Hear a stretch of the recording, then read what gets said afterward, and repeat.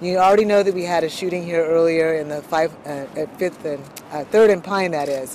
What we've been able to determine now is that this was not a random incident. There were multiple people involved. There was a dispute that happened in front of the McDonald's. People pulled out guns, shots rang out, people ran in various directions.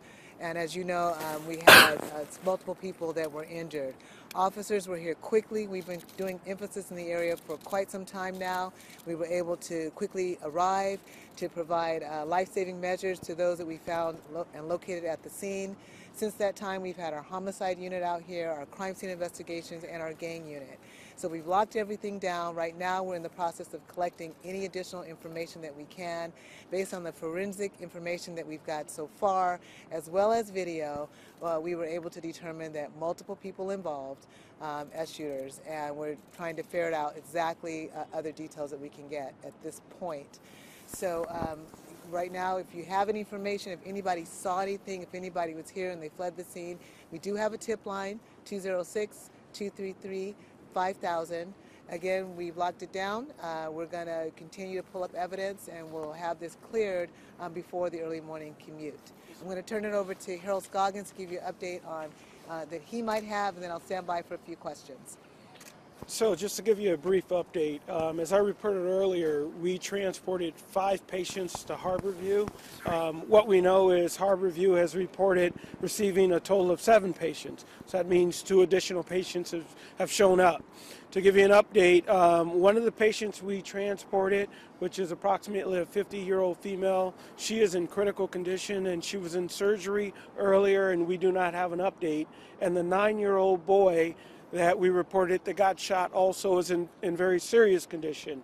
All the other patients are in stable condition. So that's the brief update on the patients. So there's 8 shooting victims, then 7, and then the one person who was killed, Chief? Well, Harborview is reporting that they received 7. We transported 5, so that's the piece we're trying to put together if 2 self-transported or got there by some other means. But you're saying 7 does not include the person that is deceased? That does not include the DOA that's still here at the scene. Thank you. Is there an active search going on, and are the suspects known to police? Well, that's all information we're trying to ferret out right now. We're looking at video, doing all the forensic review that we can. If we have video available, we'll get that out immediately and enlist the media and the public to help us locate the suspects. Chief, you said multiple shooters. Is there 2 or 3? How many? You know, again, that's all detail that's kind of murky at this point. We do know from the video there were several people outside. Shots rang out, a lot of people running in a lot of directions. So we're trying to figure out exactly how many people involved. We want to make sure we give you the accurate number. So when we have that, we'll provide it to you. How widespread was this area? Between the shooting here by the McDonald's and the shooting earlier at 3rd and Lantern? At this point, we have nothing to connect the two, but clearly we're going to investigate all aspects of each of these shootings. What is your response now that there were 2 shootings in just a matter of hours, a couple of blocks away? Well, what I can tell you is that we have had a number of officers deployed in this area, as you know, for some time on emphasis patrols. You know, we were working in operation in one area, and that ended up with the suspect, being shot by officers.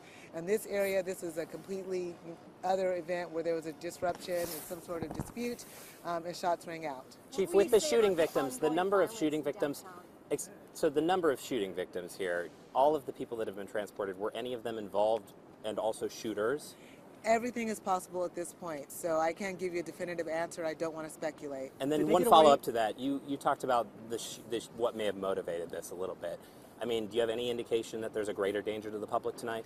I don't see any future danger to the public. We've locked down the scene. There's no active shooting going on at this point. We have, as you can see, dozens of officers in this area, so everything is safe for the night. Chief, this is such a central area. Did this person get away on foot, or was there a car? Did they go into the Sound Transit Tunnel? I can tell you multiple people fled from the scene in all directions. Thank you very much. Again, can you clarify this is gang related? I'm not saying that. I never said that.